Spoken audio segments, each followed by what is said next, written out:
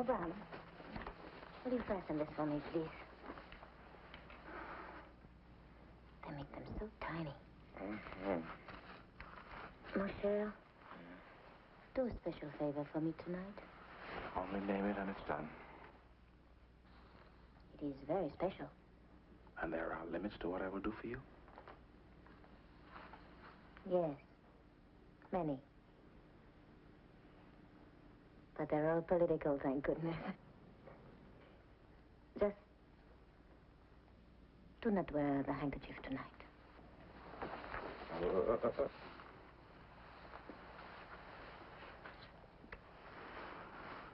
But that's a political matter. You are more than a leader of labor now, my darling.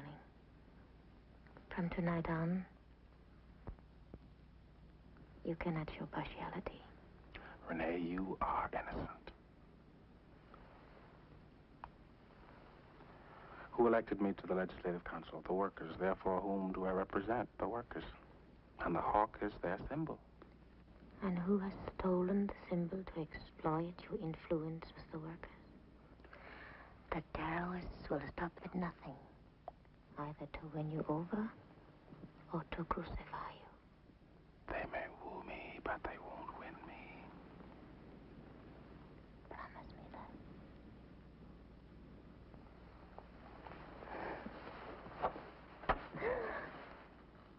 No. What are you up to now? Does my brother invite me to come in? They won't admit me by the proper door. Come in. I apologize to the not quite African wife of the new consul member. Gander, Who look. also is not quite so African as he likes to think. You come here to be thrown out of my house. I've been thrown out of the white man's school. If this is a white man's house, I expect to be thrown out. Kanda, work with your brother, not against him. Let him work with us. Tonight you go to the white man's government house because you've accepted a white man's job. What are you? An Uncle Tom? He was elected by Africans. He's elected by a handful of Africans who qualify for the vote because they're property owners. You think you represent the people? Well, we're the people and we didn't elect you. If you want to stand with Africa, stand with us. Listen. We're meeting again tonight, and I've been asked to bring them your answer. Will you stand with us? Will you fight with us? Get out of my house. Still no answer, my brother. My friends are growing impatient. Don't delay too long. There's very little time. Get out of my house, boy. Very little time.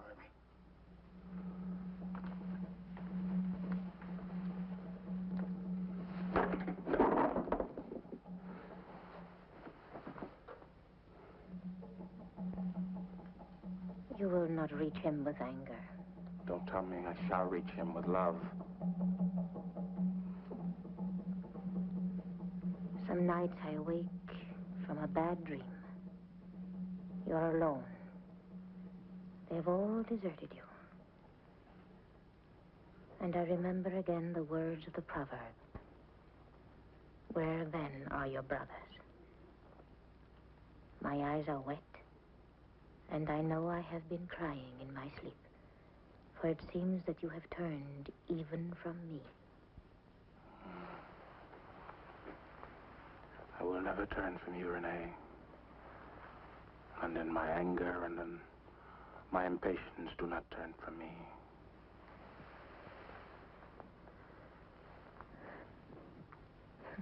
We must go. The governor is always prompt.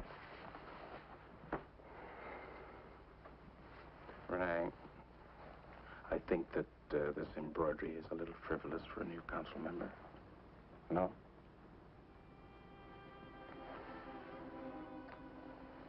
Yes.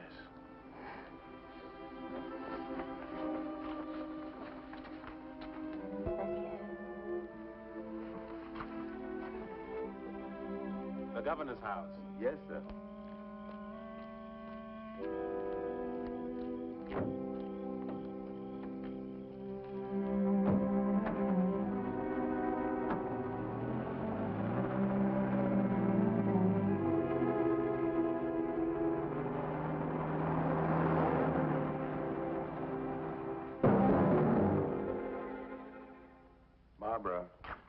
Yes, dear.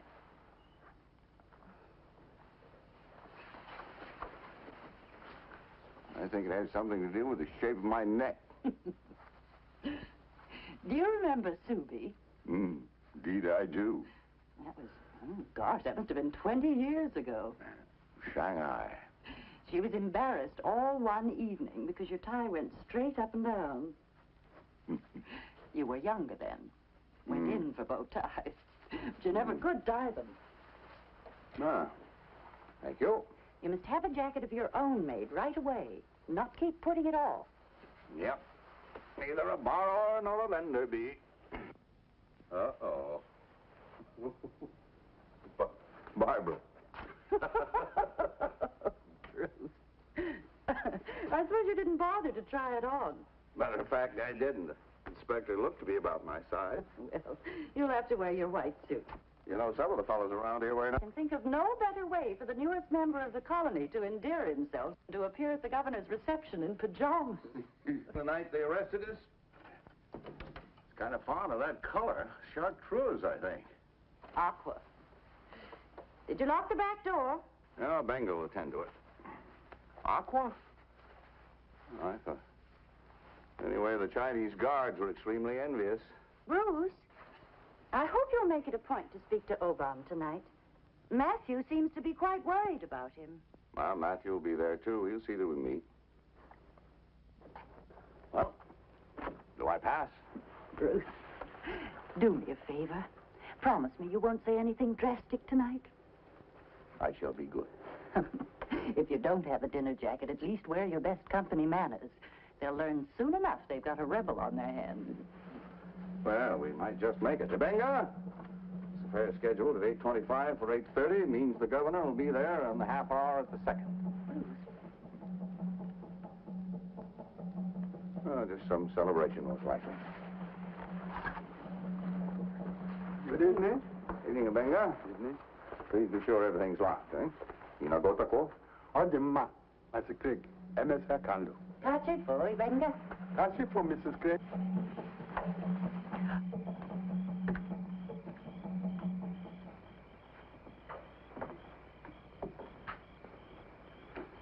Sorry, darling.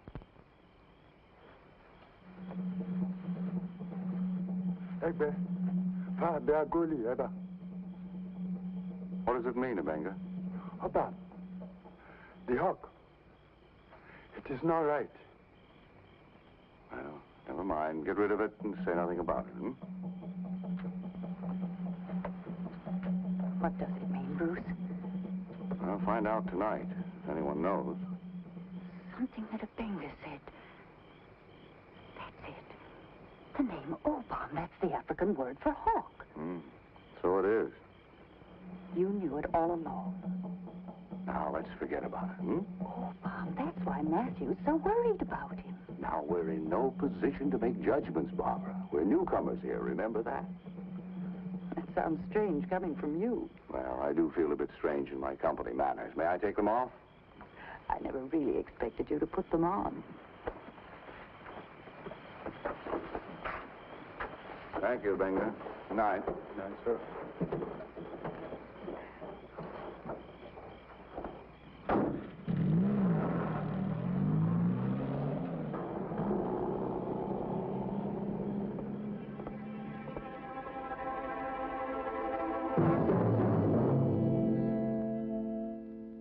After all, they were here first. I can't blame them entirely. It's the only home they've ever known. And that's all well and good. But look how they lived before we came here. Wait till we've been here longer. The whole trouble is they don't appreciate what's been done for them.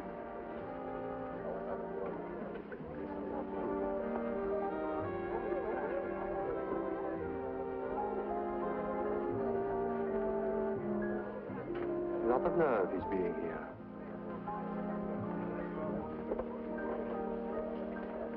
One of these days he'll turn his savages loose and slit our throats.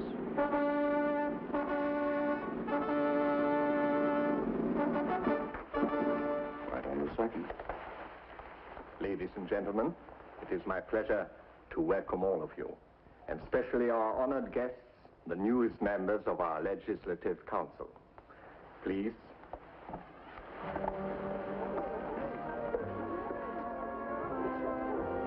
Administrator was a bit too conservative for my taste. there.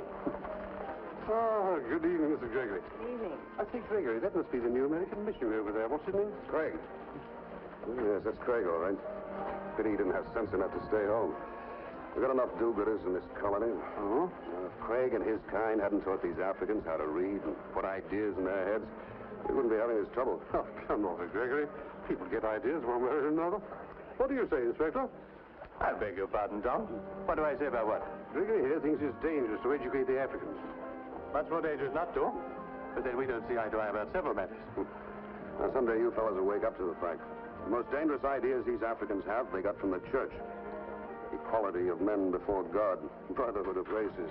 Rubbish. The church doesn't believe them itself. From a man's point of view. Now, look what happened to Orban.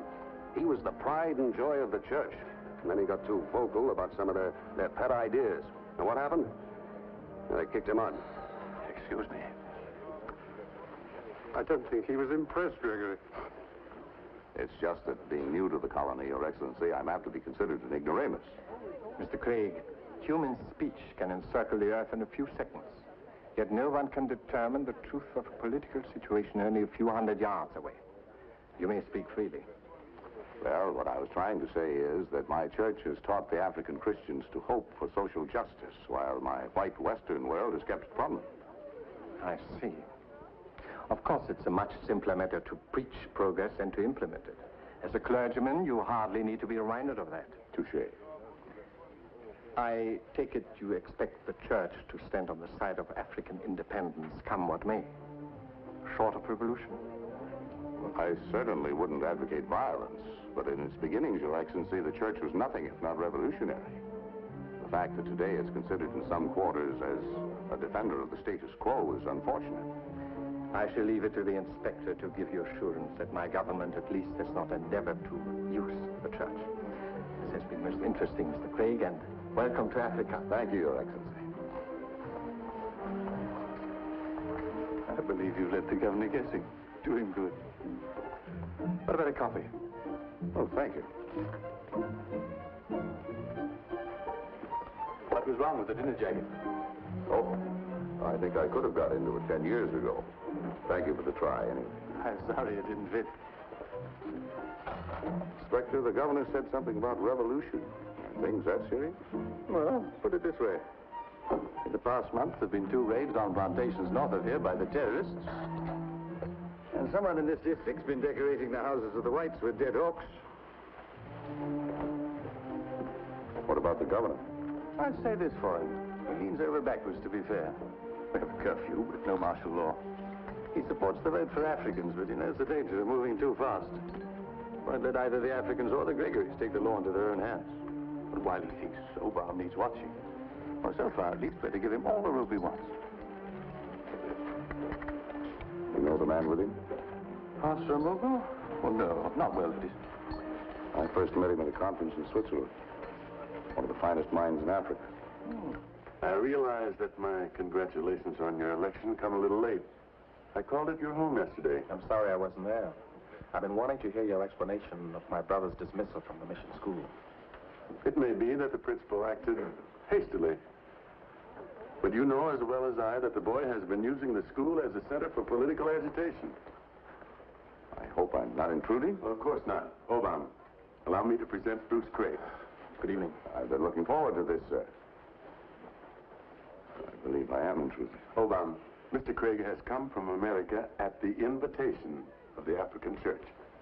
You will look far to find a more sympathetic listener. Perhaps then you'll enjoy hearing my explanation of why my brother was expelled from the school of your church. Oh, I hadn't heard of this, Matthew. It happened shortly before you came. My brother Kander is associated with Africa's independence movement. He's not what the church considers politically agreeable. Accordingly, he was expelled from its school for the same reason I was asked to leave the church. I've been wanting to hear your side of the story. The truth has but one face, Mr. Craig. I happen to believe that. But I also believe that one must look behind the face of truth to find the truth itself. Fear can make men act thoughtlessly and foolishly. I've been afraid. Doubtless you too have been afraid. I can assure you churches often have been afraid. The church that would claim my loyalty must not itself be claimed by fear. With that too, I can agree. This will be news to you, Matthew. When Mrs. Craig and I stepped out of the house this evening, we were greeted by a freshly killed hawk. Now, the truth there, of course, is that I'm a white man. But I'm more concerned about what lies behind the face of that truth. I give you my word, Mr. Craig. I had nothing to do with this unfortunate occurrence. I hope you believe me. I do, and I didn't mean to imply that you were associated with the incident. My opinion of you, sir, is based solely upon the esteem in which Pastor Amugo holds you. I am sorry to interrupt, but I'm afraid His Excellency would like to see my husband. Mr. Craig, my wife. How do you do? Pleasure. Welcome to Africa. I'm looking forward to meeting Madame Craig. She'll be happy to know that. Obama? Excuse us.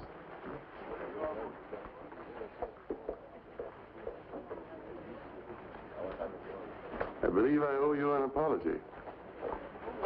I doubt that, Matthew. Could we talk out there?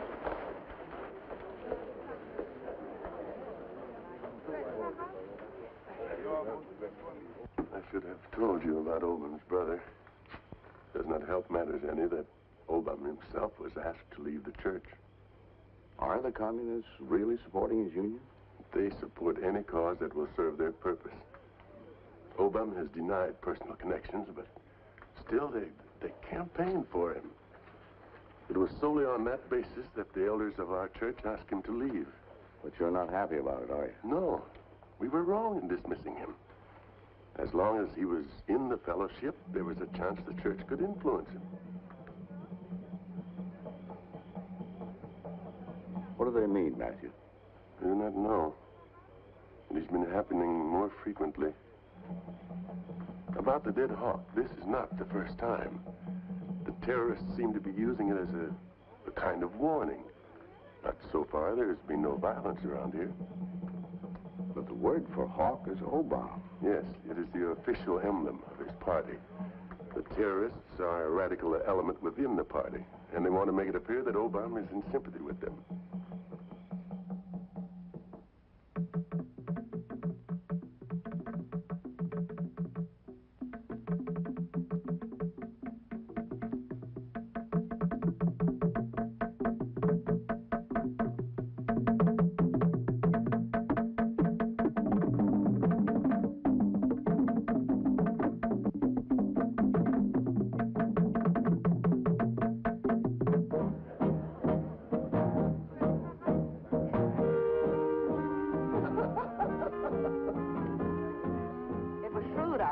My dear, now that you've seen the inside of Government House, you'll be able to plan the changes you will so surely want to make.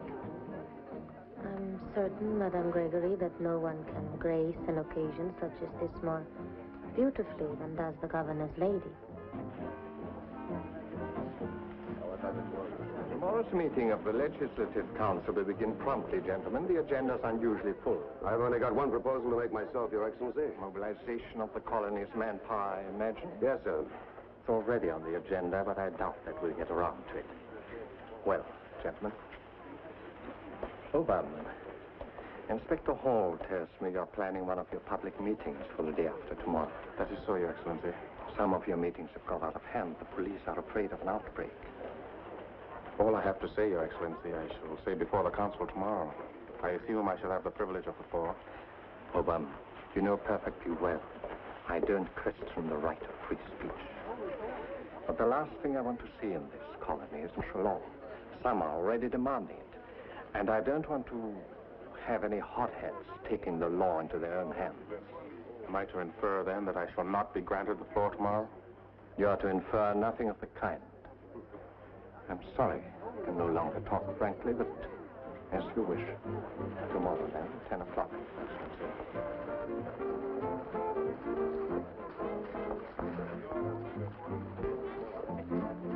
Obama's election to the council is quite an achievement, Rene.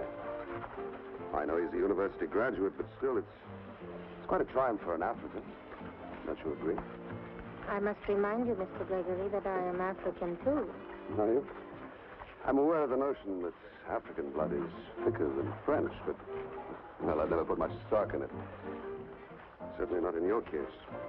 You're making this rather difficult. I don't see why. Personally, frankness could make a lot of things easier. Yes, ma'am?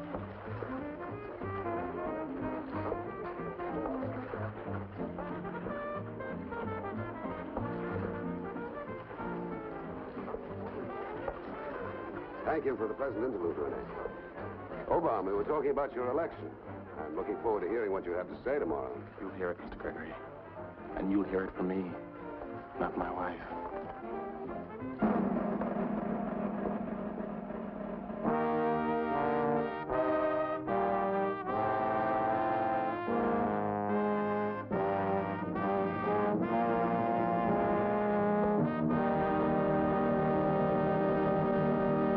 A raid has just been reported, Your Excellency. The Collier place.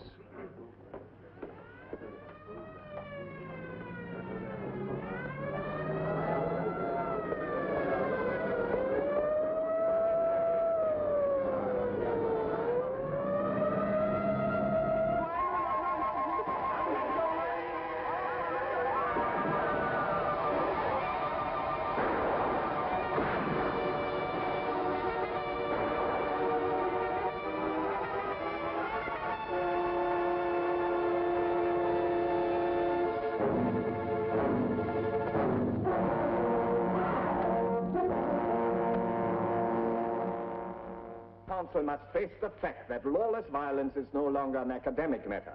Last night's raid on the Collier estate ended in brutal murder. Coming on top of 2 recent acts of terrorism in the north, it compels us to frame a program of immediate action. Your Excellency. Mr. Gregory. You asked for a program of action. Now, if I knew the men responsible for these outbreaks, I'd name them. In that case, our line of action would be perfectly clear.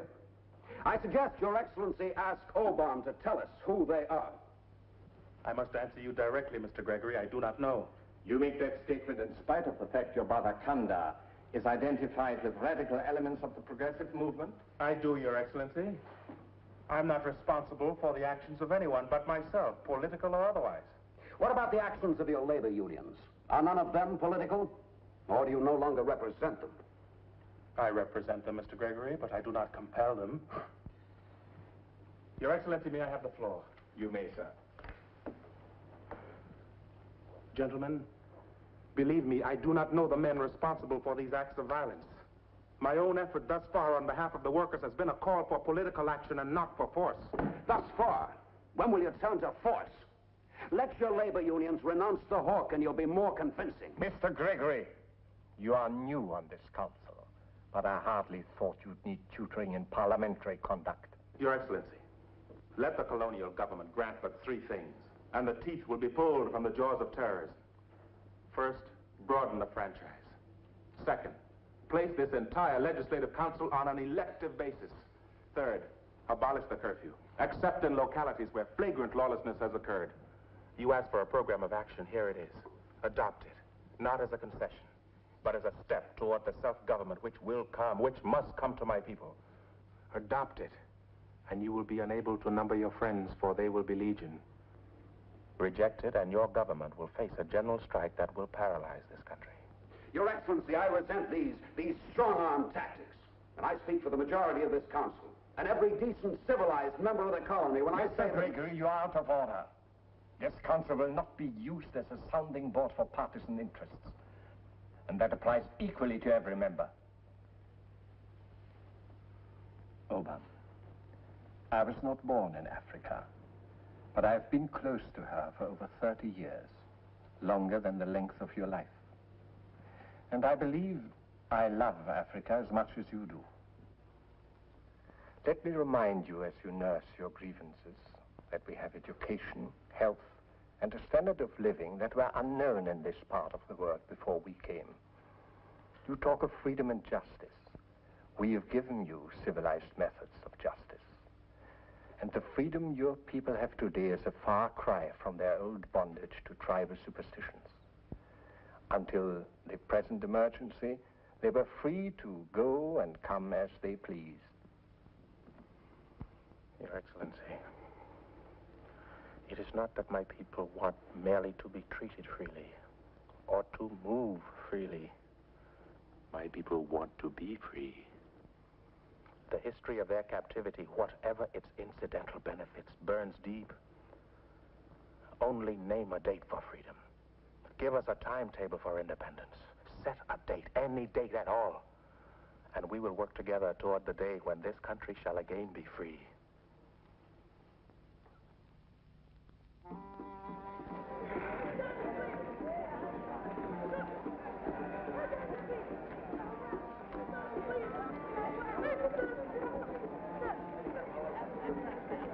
Chan. Dollars off. Hello, sir.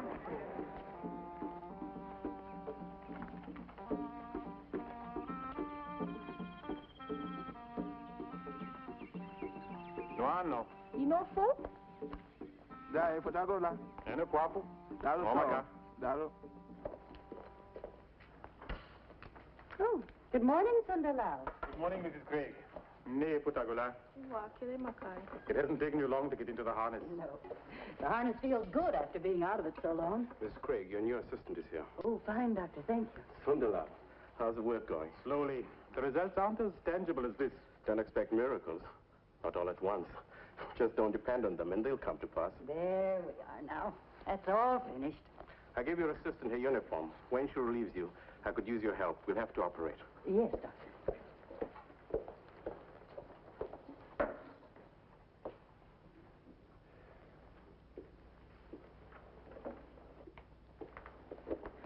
Good morning. Morning. We haven't met, but I want to say that I wish your husband well in his new position. Thank you. I'm sorry. This is Sundar Lal from the church in India. He's come at the request of the African church to work with us. Not here at the hospital, I'm sorry to say. I wouldn't be of much use here. I work at the mine, which accounts for the way I'm dressed. I had hoped to see Mr. Craig. He wasn't at the house. He's visiting one or two of the schools. And that usually means he's away for the day. Can it wait? It may be important. Well, I think we can get word to him. Thank you. Goodbye. Bye. Oh, Martha. Rennie, this is Martha Okubu. She'll handle the tricky cases. I shall do the best I can. If you want anything, just call on Martha. Thank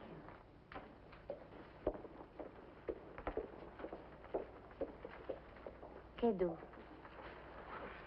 Odini na inyo yin sobu. Azum. Jepu asai. Kankile. Abiago. Grego.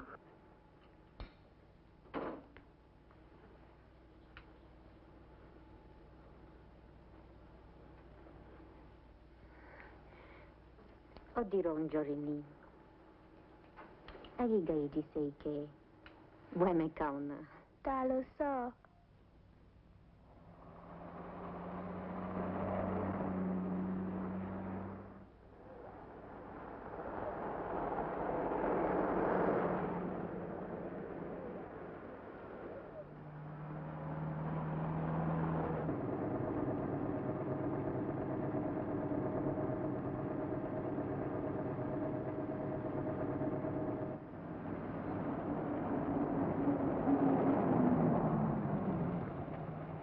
Taken your land. They've taken your wealth. And what have they given you in return? Do you have more land? Those of you who once plowed your own fields now work the land of the white planter. For what? For a white man's salary? Do you have more wealth? Those of you who work in a white man's mines, what is your wealth? Is it the few coins you receive at the end of a week's hard labor? Is this your wealth? If you are Africans, listen to me. If this is your country, listen to me. If this is your land, listen to me. Yesterday, I sat on the white man's council. Yesterday, I asked for 3 small words. I asked that men be allowed to vote who have no land. I asked that you be allowed to elect the men who govern you. I asked that the curfew be ended so that we may walk in this land of ours at night as free men walk.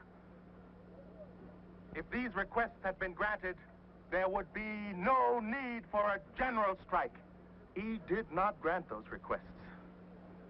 To every one of them, he said no. To you, he said no. No, no.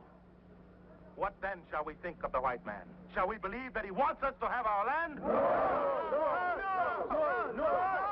Shall we believe when he promises wealth? Shall we believe that he intends to set us free? Wait, my friend, wait. You must listen to me. There's another side to this. I got your way. May I speak to them? Naduna Joe! Naduna Joe! Listen to me, my people. Much of what Obama has told you is true. Some of the white men have taken our land, but others have built our schools. Some have stolen our country's wealth, but others have helped us fight the tsetse fly. They have given us hospitals and healed our bodies. It's true that some would deny freedom to us, but others have given us the word of God, that we may be freed from the jungle swamps of fear and sin. Obama has spoken truth, but it is half-truth. Be careful, my people, lest for half-truth you give yourselves to violence, as some have already done. For those who achieve in violence are fit only for rule by force.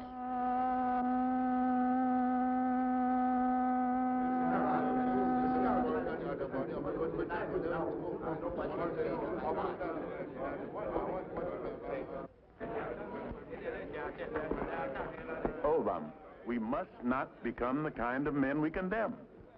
How do we justify ourselves if, hated because we are not white, we return that hatred simply because others are not black? We are working for a better tomorrow than that. Roger! Today, some of our children, many of them, are being trained for that tomorrow. And they are being trained in schools that were founded by white men and are maintained largely by white men. Hello. Where did you get your dreams? Where did you learn to hope? Come with me. I must go to town. Good. It's on your way.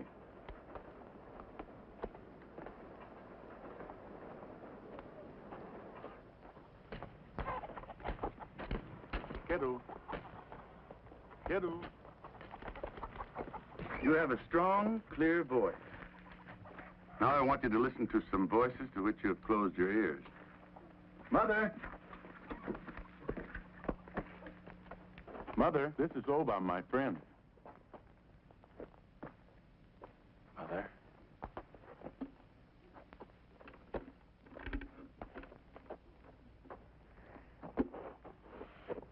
It is easy to be impatient, but remember this. When the first missionary came to this part of Africa, my mother was already a young girl. Is it not so, Mother? When the white missionary came, you were standing tall? Look at this picture. What do you see? A cross. What else?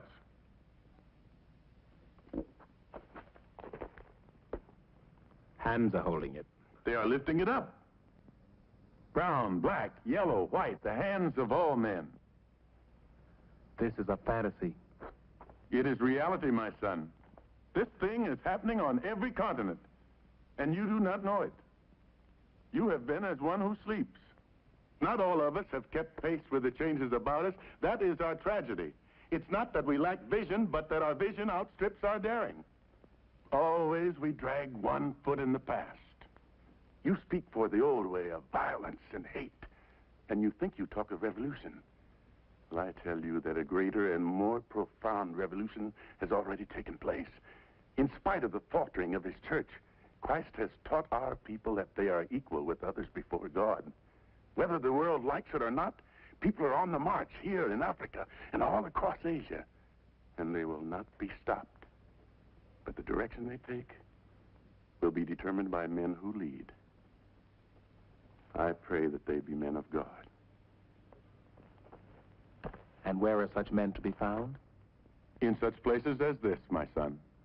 Obama, the church to which I give my loyalty is not this small group of men who've turned their backs on you and your brother. I should not still be serving the church if I had deserted because of short-sighted men in our midst. My church is a great company of 700 million Christians across the earth. The living church, of which you and I are a living part. Shall we, whose measure is the measure of man and not of the beast, return to the law of the beast? Our times call for men of noble vision and the courage to make the dream come true.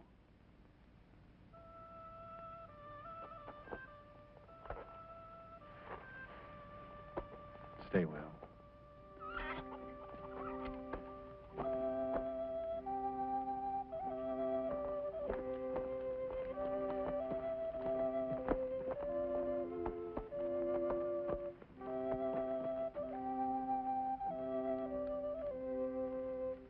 Naba, no. Naba.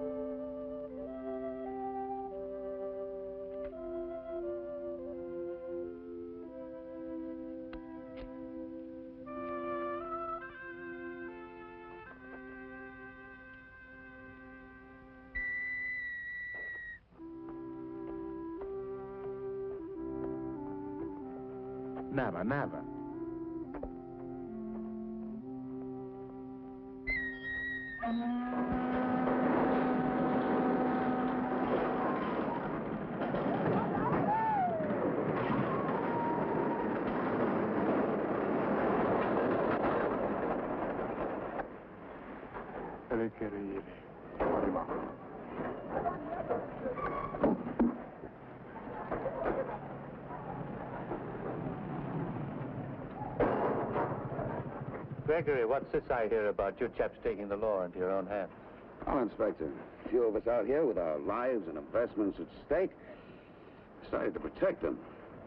You boys always arrive a bit too late. You can tell your friends the first one to try anything will be shipped home on the next boat. You mean if you have anything to say about it, which you don't. Look what happened to Jim Collier. Police cars roaring through the hills, sirens wide open. A big show.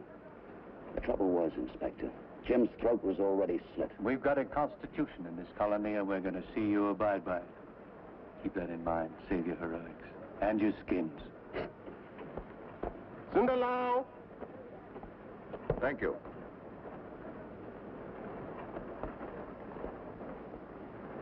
What is it? Barbara sent me the message.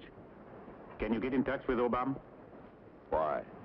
I'm afraid there's going to be more trouble. At my place? I don't think so. What do you want me to do? The talk involves Obama, and I'm afraid for him. They are certain he's gone over to the terrorists. I'll have a talk with Obama. When are they planning to do this, Sundalau? This weekend, perhaps tomorrow night. Arriba.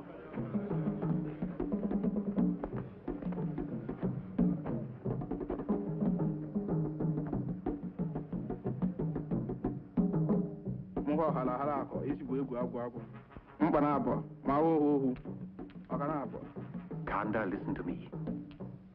You are far beyond all this. In my country, there are 10 million Christians who share a faith that is greater than this faith, and a stronger bond than race or country. You will see. This pattern of superstition and fear belongs to Africa's past. What are you creating for her future? If you ever need help, let me know. I mean it. No matter what the circumstances, please call on me. I want to be your friend. Try me. Try me.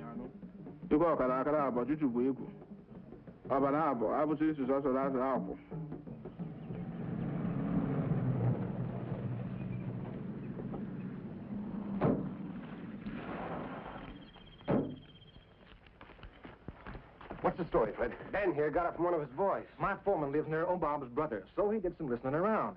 It was the terrorists, all right. Young Candace been bragging they're going to pull up another raid this weekend. Any idea where? No, but it's sure to be away from town. They aren't taking any chances. What's this all about? We're heading for more trouble. Do the police know about it? We'll keep the police out of this. Better check the servants. I did. There's no one around. Think there's a chance you can learn anything more by tomorrow? Just a chance. We'll see what you can do. Fred, get word to some of the others. The rest of you, round up guns, ammunition, and stand by. Taking a lot for granted, aren't you, Steve? I'm through taking things for granted. Jim Collier took them for granted, and the other day he got his. And they hung another hawk last night on Ben's place. I go along with Steve. We got to do what we can. Look, this is a job for the police. Steve, suppose they do pull another raid. What good will personal revenge do except pile vengeance on vengeance and give the poor devils cause for new revenge? You can't break a cycle of injustice that way. College boy. I think you're afraid. Or maybe we all are. I'm scared and I admit it. What in the name of heaven have we ever done that we should expect them to lick our boots?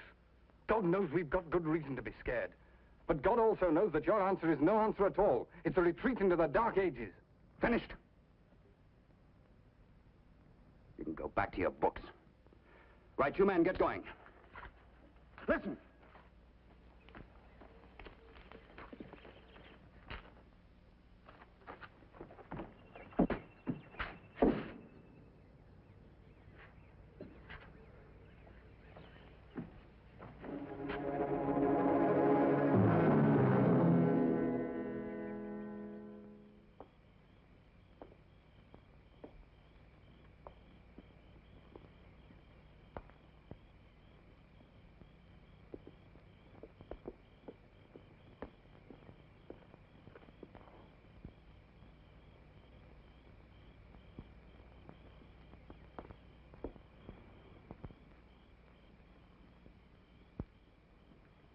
Did you speak at the mine? I spoke.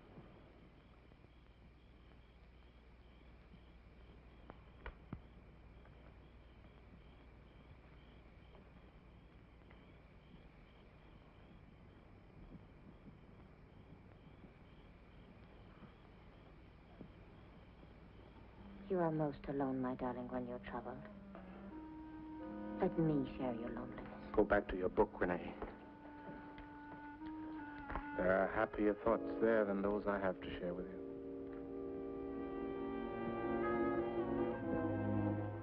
Then I have been reading the wrong book. Diagnosis and treatment of the tropical diseases of the eye. I have been reading about the granulation of the eyelid, characteristic of trachoma. What's that got to do with you? I have volunteered my services at the clinic. There's much I have forgotten. The white man's hospital. The patients were African, so was the doctor. I must do something, old bum. I'm good for very little. How long must we wait? They will do nothing at any cost to themselves, and they intend to give us nothing unless we force it from them. You cannot be sure there's strength to force them. They are more afraid of a single raid than all the talk of a strike. If we could only organize our strength, who knows what friends will come and stand with us. Now you're talking more and more like your brother. My brother may be close to the truth, Renee. A great man has said, there is one thing mightier than all the forces of earth. An idea whose time has come, and the time for Africa's freedom has long since come. Must we endure another century of humiliation? Is there no voice to cry this shame before the throne of heaven? Is there no voice at all?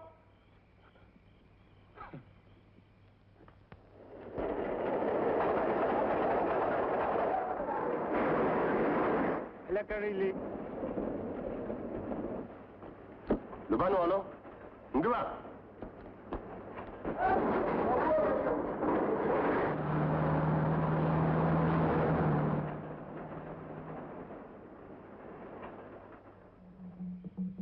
The witch doctor said the raid must be tonight. You must come with us. You're wrong. All of you. You put too much faith in magic. Cause magic, superstition, or juju, it's necessary. It is foolishness. You were more convincing at the mine. You were beginning to sound like an African again. An African, yes, but not a bush African. You've attended too many schools and sat at too many conference tables. The foreigners are stupid. They taught me just enough to know that they're my enemy. But they couldn't make me forget Africa. Do you know that you need an army? An army to drive them out. Not the mumbo-jumbo of a witch doctor. You'll have an army in time, but you won't have a good one without juju. Everything else has failed you. So revive on our people their ancient faith. Give them back their tribal religions, and nothing will stop them. All we're waiting for is a leader. Come with us tonight, and our country can be reborn. Go, I'll join you later. Don't disappoint us again, my brother.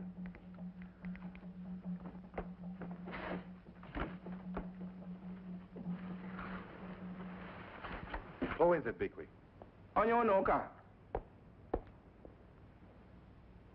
I'm glad you're here. If Pastor Mugu sent you, you're wasting your time.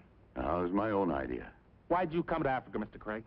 They didn't want you in China, and you're not welcome here. Obama, the word's around there'll be violence tonight. What's violence got to do with me? That's exactly the question I came here to ask you.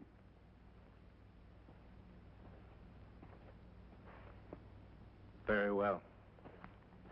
I once put my faith in reason and calm deliberation. My country's not free.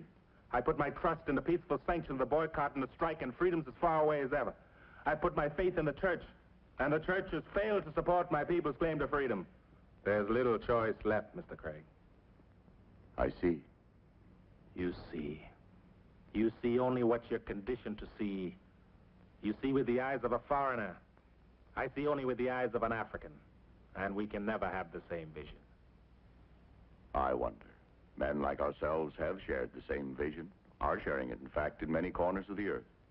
And it's a vision that knows no color or race. I believe you had it once. You asked me why I'm here. Well, this is part of it. I don't want to see repeated the same mistakes we made in China. You have nothing to offer me. I think I have, because you've walked straight out of my past. You remind me of my son, and what I learned from him, that much I have to offer you. My son's name was Ming Dao.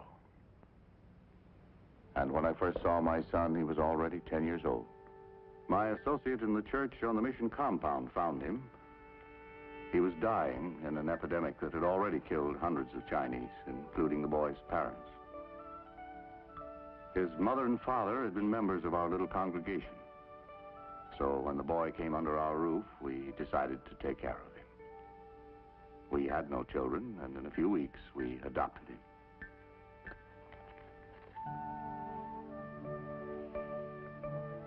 Ming Dao accepted me readily as a father, and I loved him as my own son. Ming Dao grew up in the mission church, but it was never really his church. Dr. Lin knew what was happening long before I did. I was a foreigner representing an American church, and I was number one man. 3 years later, great political changes were taking place in China.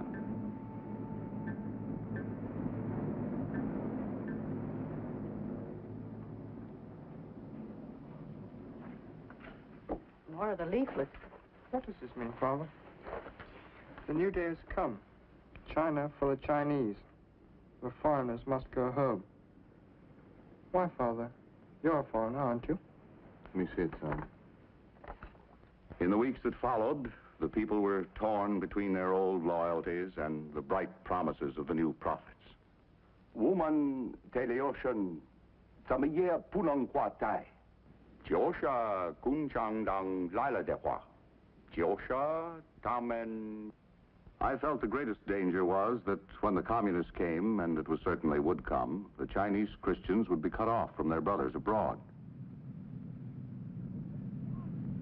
They came before we expected them. They came noisily, but their coming was orderly.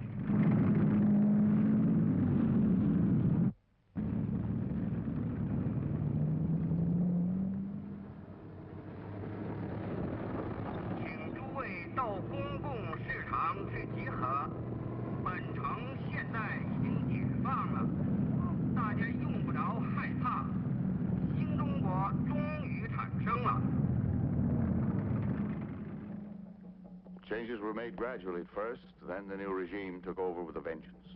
And you were thrown out of China? No, we could stay if we so chose. I chose to stay. I could no longer work at the mission, but I was allowed to teach at the government college. There were restrictions, but for 3 years I saw this people's government at close quarters. I didn't realize how much closer those quarters were to be. Our first inkling of the new turn in events came when my position was canceled. I was ordered back to the mission and confined to the compound. We sent Ming Dao to live with friends until we could be sure of where we stood with the government. It was the last I was to see of him for some time.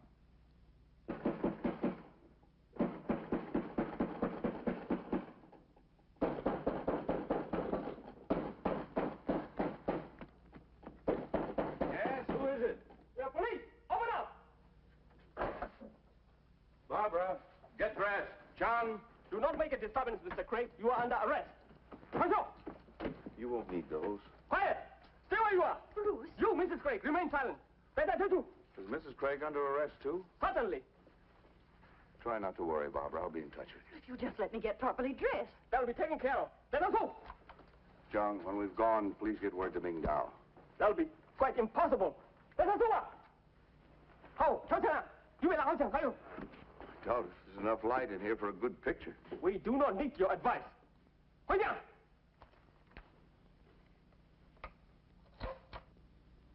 After a year or so, the affair became less like a comic opera and more like a bad dream. A dream you can't awake from. I was completely cut off from the outside. I didn't know at the time that others were undergoing similar treatment, a daily minimum of exercise and food, whatever sleep one could manage under the circumstances. There were endless nights of questionings. That first examination lasted for 40 nights. And some nights I was questioned 2 or 3 times for hours at a stretch.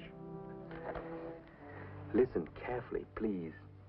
You will write everything you remember about your colleague, Dr. John Maitland.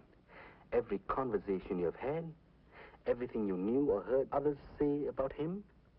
In particular, recall the details of his proposal for a 2-way radio and your subsequent contacts with the American consulate in Hong Kong and your activities in that connection for the FBI. The FBI? How many times must I repeat, sir? I came to China solely on behalf of my church. Mr. Craig, we feel you're being exceptionally cooperative. But now you're suffering from fatigue. We shall provide you with a transcript of Dr. Maitland's testimony. Study it and prepare your statement. When you have rested, we shall talk again. Shall we say in approximately 3 hours? Were you released after that examination? No, apparently I hadn't given them what they wanted. Some weeks later, there was another examination. That one lasted for 35 days. I've misjudged you. That's a heavy price to pay for your faith. No price is too great. I still had no word from the outside from Mrs. Craig or Ming Dao. It was many months later that I learned something of what had happened. I hadn't been seriously ill, but I was mentally confused. At times, I was unable to distinguish between reality and fantasy. My dreams blended with my waking hours, so that it was often difficult to tell the one from the other. I tried to discipline my mind by recalling the faces of my questioners and the soldiers in the room. A new face was a new experience and helped stimulate my senses. There was a new one that day. It was my son, Ming Dao. The change in him was incredible. There was something more than just the years of our separation. I tried to convince myself that this was part of the fantasy. That night, I knew it was real. My son. You became my father. That perhaps is my trouble. I've been unable to forget. I was told you'd fled and deserted me. Yes, they would have to tell you that. Did you want to forget? I must rid my mind of any thought which weakens my devotion to duty. Yes. I can bear but one supreme allegiance. To God. To my country.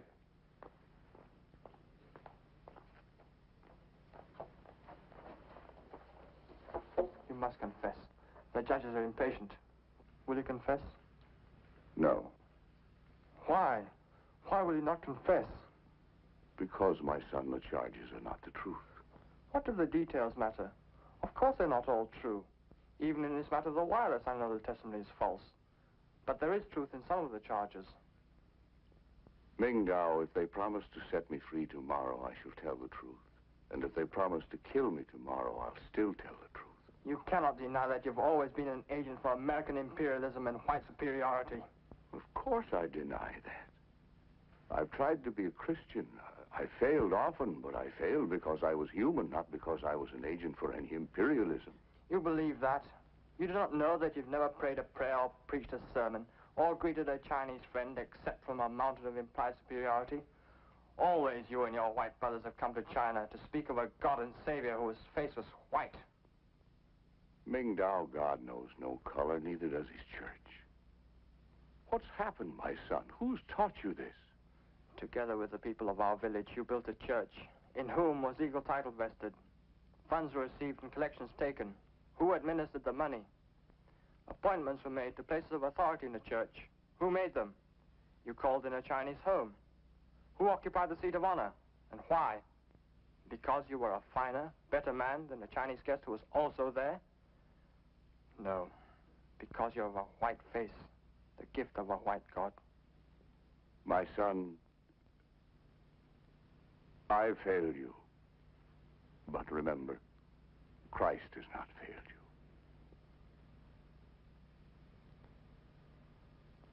you. I came tonight to help you.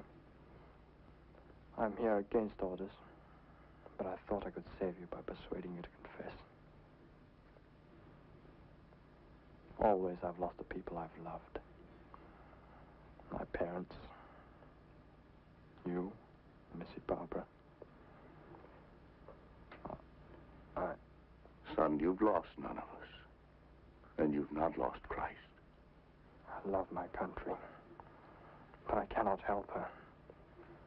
Much of what I've done in these past few years is in deep conflict with what I believe as a Christian. I can no longer put faith in the bright promises of the people's government. I've seen too much violence, too much oppression, too much bloodshed. It's rarely easy to bear witness to the truth. For you, Mingdao, it will be hard. But you're not alone, my son. Whatever comes, you're never alone.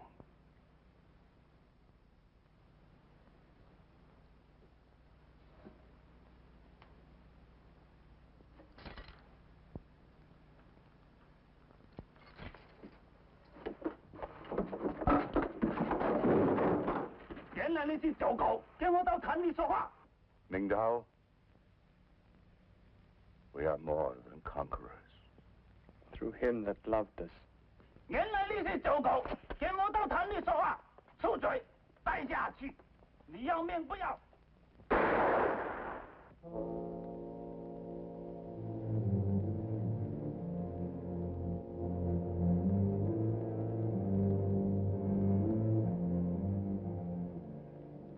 Through him that loved us.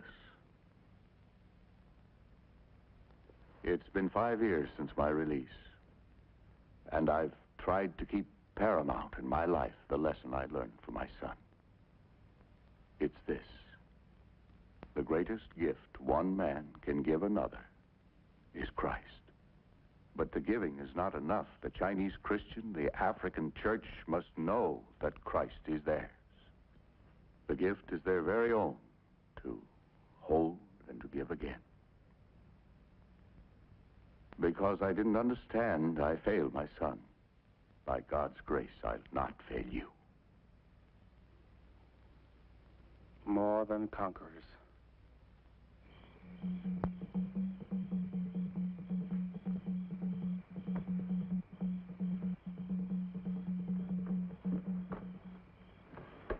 Bah. Thank God you did not go. Renee, I'm no longer alone. Oh, Mom!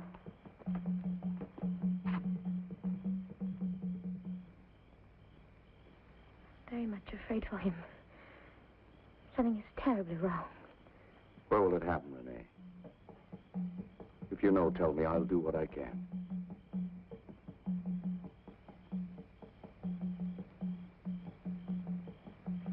They've gone to the Blaisdell plantation. It is too late.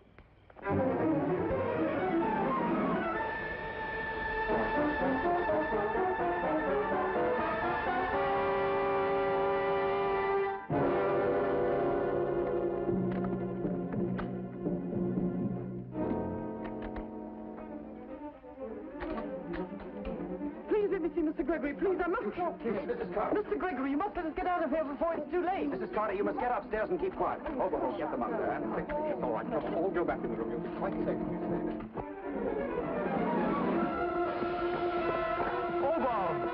I told them you'd come. You fools! Do you know what you're doing? Get out of here before it's too late. What are you talking about? Tanner, take me to your leader. He must stop them. Don't listen to him. Tanner! This man is not our friend. He has betrayed us. He is no longer my brother, Bob. Tanner! Wait! Here's a spare for you, Ben. Okay, sir. Jeff, you load for him. Right. Now remember, the second I throw the switch and the floodlights go on, let them have it. George, get upstairs, cover the balcony. Right, Steve. Look, Steve, the women are terribly frightened. You should have sent them into town. So the Wogs can call it off and come back some other night when we're not so lucky to know about it? How about the servants? They've all run away. I think you're dead wrong, Steve. What would you do about it? Maybe 50, 100 bloodthirsty Africans out there, ready to sack this place. Exactly what would you do? You should have notified the police. There may still be time. Any other suggestions, Overholt? Preacher, get away from that door.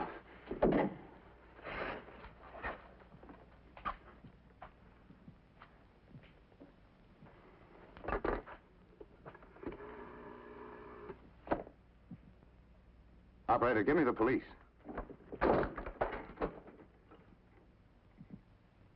Steve, you won't solve anything by taking the law into your own hands. You're deliberately baiting the Africans. This is a vicious trap.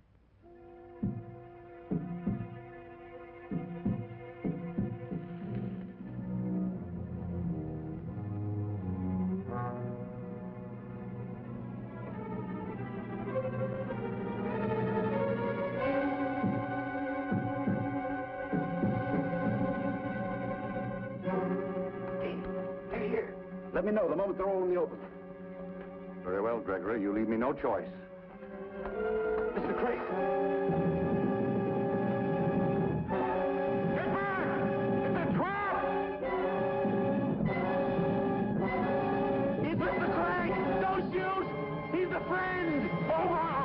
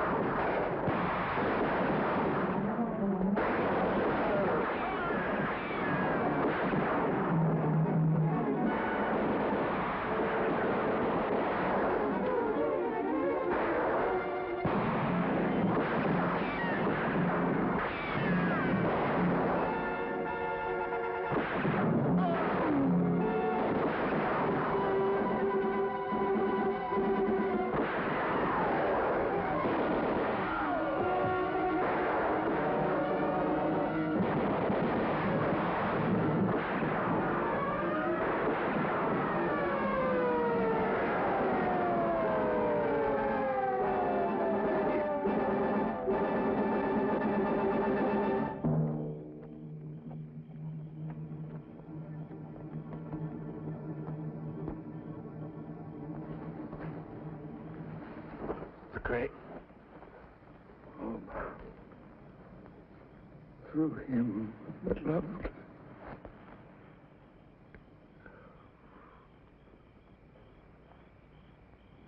Through him that loved us.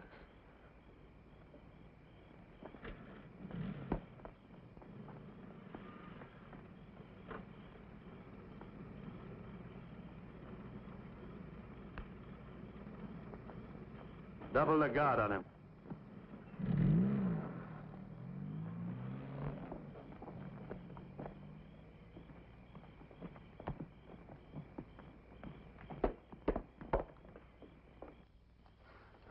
Get into hospital with the others and then head back for the compound. Oh, that's taught the devils a lesson they won't forget. Just a little bit too late again, Inspector. Go away, Gregory. You've done enough damage for one night. I don't think I like that remark, Inspector. No, I don't suppose you do. How do you like that? I want all you men at headquarters tomorrow morning at 10 o'clock.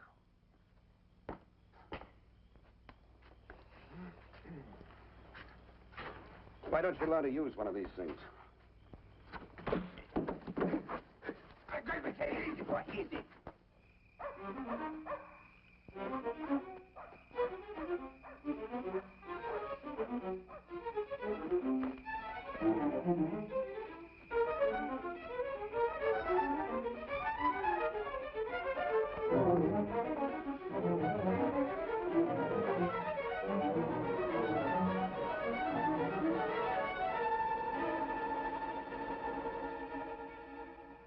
matter what the circumstances, please call on me.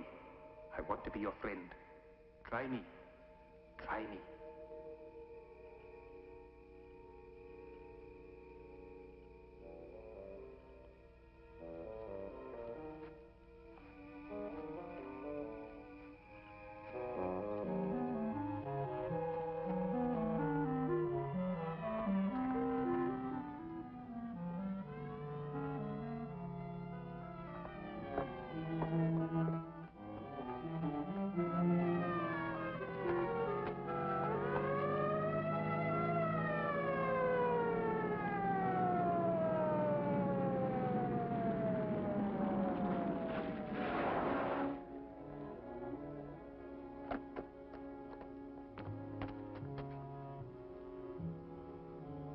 What demand?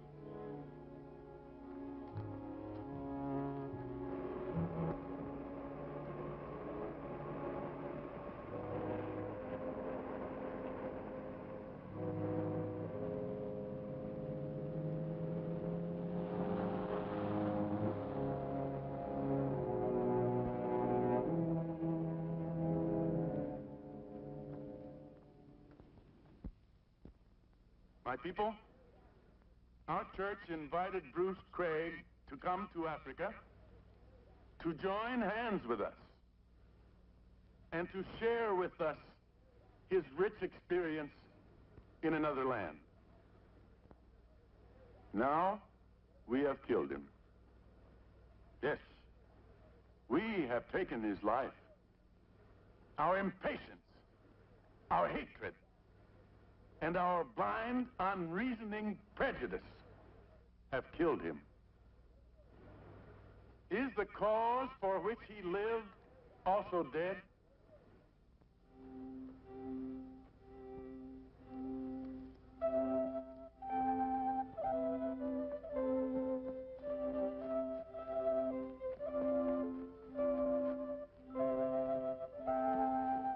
Vous allez bas.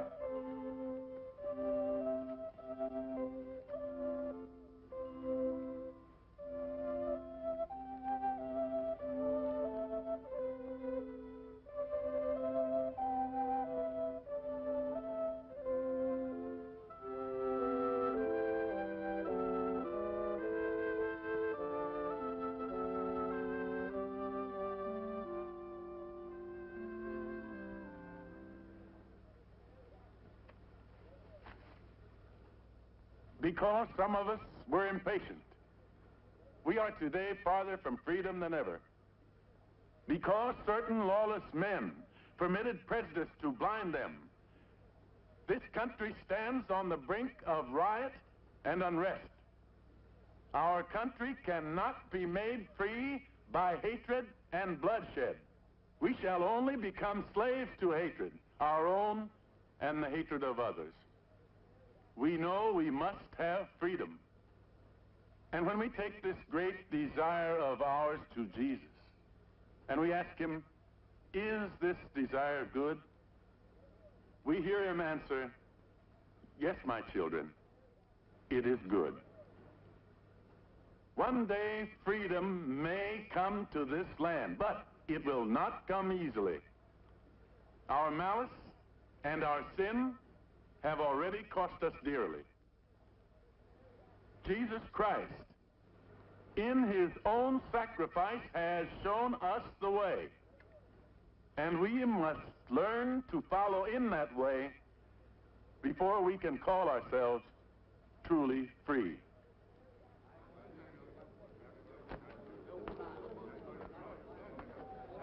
Obama! Obama!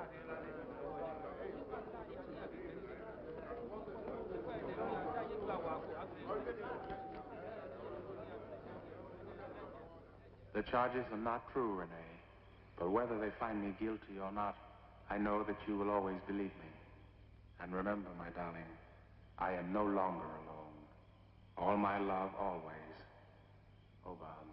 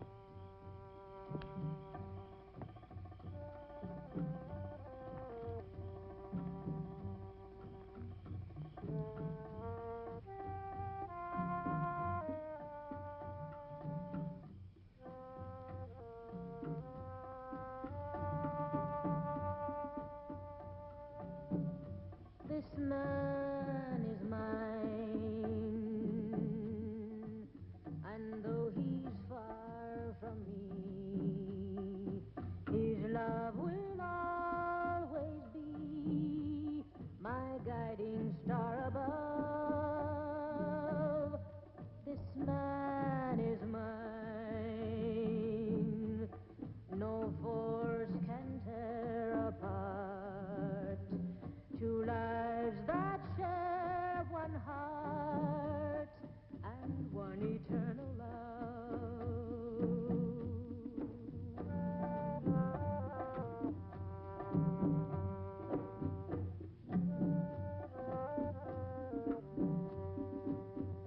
I can hear his heartbeat say, where you stay, I will stay.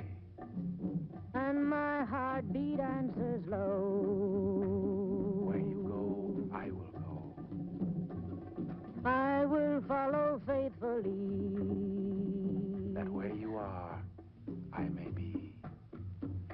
And heaven above will guide my love to me.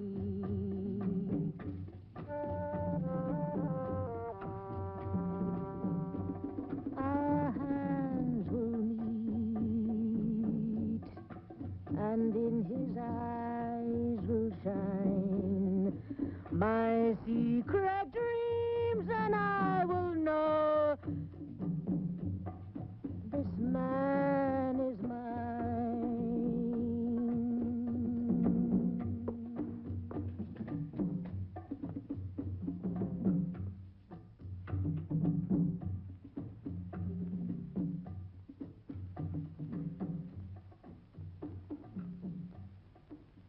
Dram's been given a separate hearing. The governor's leading out a banquet, to be fair. I hope he's not making a mistake. Is it true that Elbam's brother is going to testify against him? Yes. Why? To save his own neck. It's as simple as that.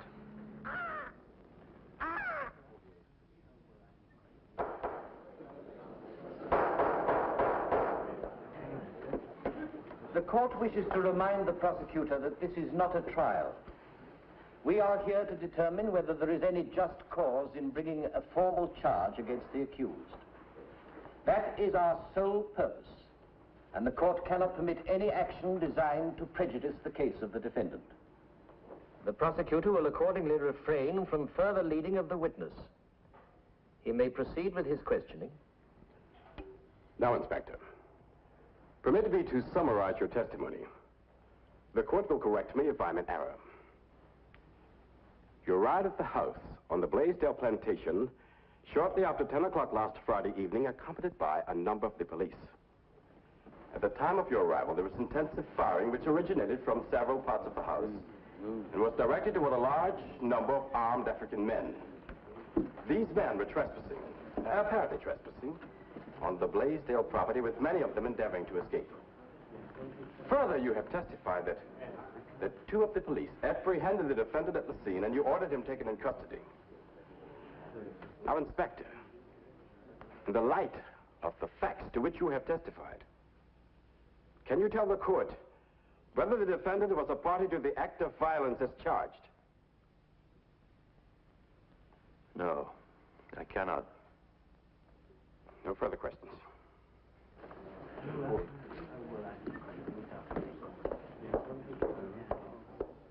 If it please the court, I wish to call one more witness. A witness whose testimony will be conclusive. I call the brother of the defendant.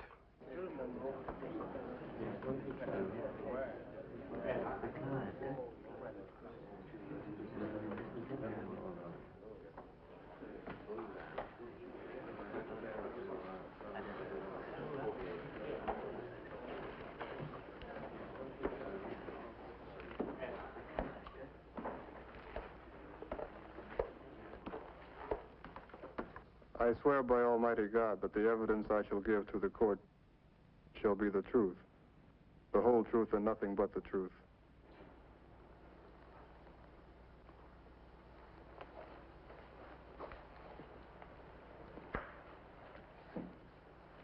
What is your name? Kanda, son of Elo. Do you know this man?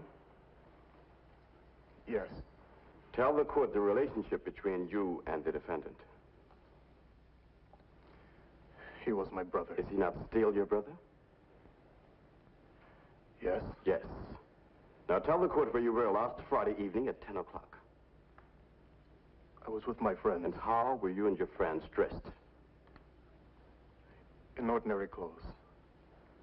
Do you recognize this emblem?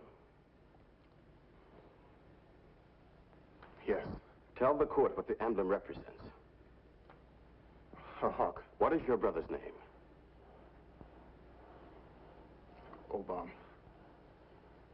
Were you and your friends on the evening we are talking about wearing emblems similar to this? We were all wearing them. Tell the court where you and your friends were last Friday evening at approximately 10 o'clock. The name of the place. We were on the Blaisdell estate. And what was your intent and that of your friends? We Tell the court the truth. We planned to kill the white residents and burn the buildings.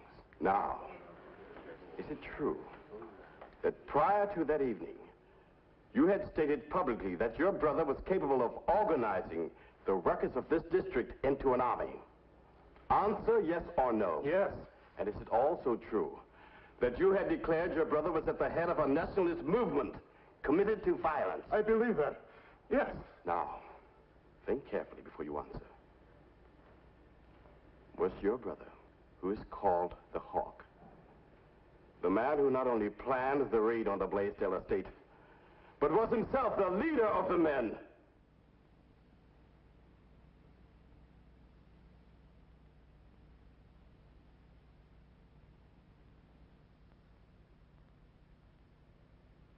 No. My brother had nothing to do with it. I was mistaken. He has never been one of us. He came to the Blaisdell estate because he is my brother.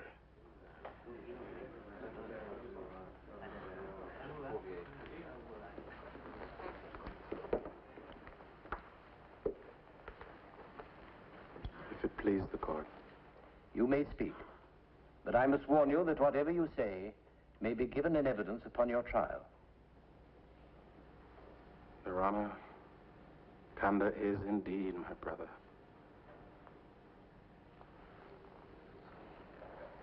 And I know now that Bruce Craig was my brother, too. Had I learned this earlier, Bruce Craig would be alive today. I cannot judge this boy and his companions. But just as Kanda is guilty under the law, before God, I too am guilty. As guilty as he. I'm guilty, Your Honor. Not so much because I was tempted to violence, but because I had already yielded to hatred. I was impatient and proud, shouting when I should have reasoned, making threats when I should have sought understanding. I wanted freedom for my people. I gave them only the desire to destroy. I have failed my brother by being less than a man I would like him to be. But there are others I have failed. A company of Christians in whose fellowship I once found a place. Matthew Amugu belongs to that company. So does Sunda Lowell, and Inspector Hall, and Mrs. Bruce Craig, and countless numbers whom I will never meet or know. God grant that I will work with them toward our country's freedom in love and understanding. It is possible for a man to walk as a stranger in this land, alone. And the African will ask of such a man, where then are your brothers? They will not ask this of me again. For I am no longer alone.